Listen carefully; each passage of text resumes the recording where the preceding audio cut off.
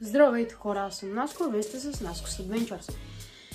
Доста време не съм качвал видеа, свързани с пувка, с риболов пувка като цяло. И затова днес съм решил да ви представя топ 5 вида пувки. Направо нека започваме. Започваме първо с оклейските пувки. Така, реално това видео ще представям пувките и техния грамаж, за какви риби стават и за какви условия. Да започваме с оклеите. Аз най-често наистина използвам между 0,5 и 0,8 грама пувка, за да се вижда по-отчетливо кълването. Например, ето тази пувчица е перфектна за оклей, финна. Обичам да слагам по 3 шлауха. Тук горе един да придържа, по средата един и най-долу. Освен това, когато времето е малко по-бурно, предпочитам продълговати пувки, около 1,5-2 грама горе-долу. Пак продълговатите пувки са доста добра алтернатива за оклей. Само да фокусирам. 1,5 грама. Много добра пувка.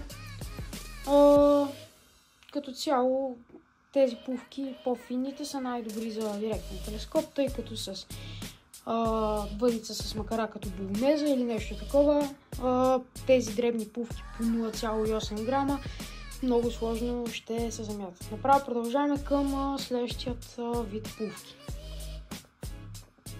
И следващият вид пувки биват използвани за река. Запомнете, когато даден вид пувка е за река, как се разпознава? Ами по тумбестото телце. Те са най-добри, защото съдат по-добре. И как, освен това, се различават по друг начин. Най-добре е вашата пувка за река, през нея да има прокарано тунелче.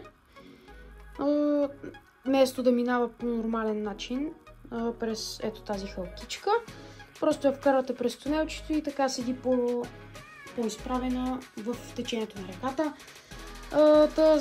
За какво използвам тези пувки?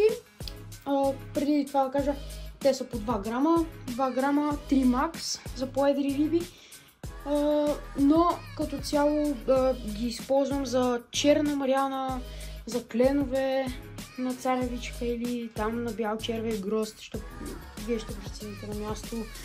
И като цяло това са най-добрите пувки, които можете да използвате за риболов на река. Ето как изглеждат по-близко. Ето тази как изглежда. И ето тази. По 2 грама аз лично използвам за река. Всъщност зависи от течението. Има случаи, в които използвам 1,5, но масово по 2 грама. За мрени, кленове, моринажи, скобарчета и така нататък. Продължаваме към следващия вид пувка.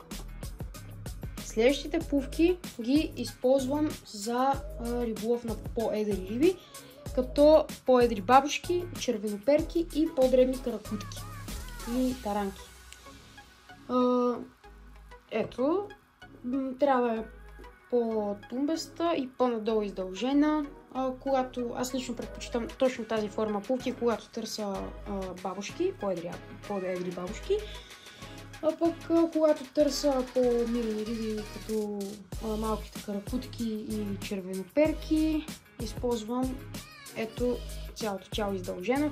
3 грама, не е много тежка, но като цяло тези пувки за по-едри червеноперки и бабушки ми вършат най-добра работа. А пък ето тези за дребните бабушки.